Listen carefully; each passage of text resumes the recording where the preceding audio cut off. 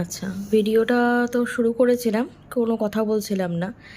এই যে যেটা বলার জন্য ভিডিওটা করা, এটা একটা তেলাপোকা টাইপের, ঠিক আছে? এটা অনেকক্ষণ ধরে চলছে এই ঘটনাটি, যেটা আমি এখন রেকর্ড করছি।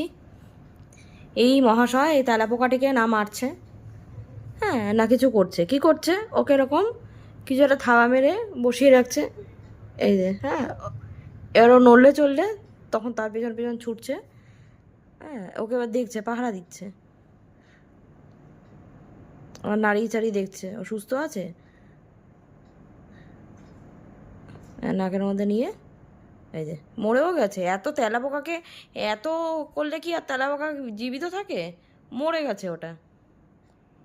তেলাপোকা যদি খেলার বিষয়বস্তু হয়, তেলাপোকা এতক্ষণ বেঁচে থাকে না। এই চলে আজকে, তা এখন চুপ আছে। এই মোটামুটি 11টা বাজতে যায়। এই অন্যান্য দিন এই সময় তাণ্ডব চলে, মহাভারত চলে। আজকে চুপ আছে। চুপ আছে বলছে এর আগে একটা খেয়েছে, খুব জোর খেয়েছে। কারণ আছে খাওয়ার।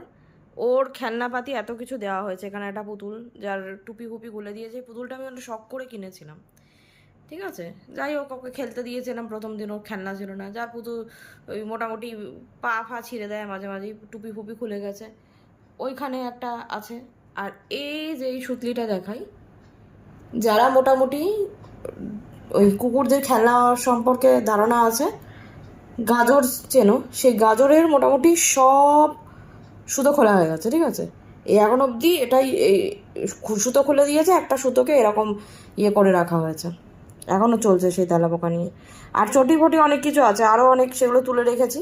হ্যাঁ, আরও অনেক আছে, কিন্তু ওর সব কিছু ছেড়ে কী হবে, আমাদের ওই ওখান থেকে জিনিসপত্র একটা কি একটা বার করে আজকে পুরো ফিতেটাকে খুলেছে।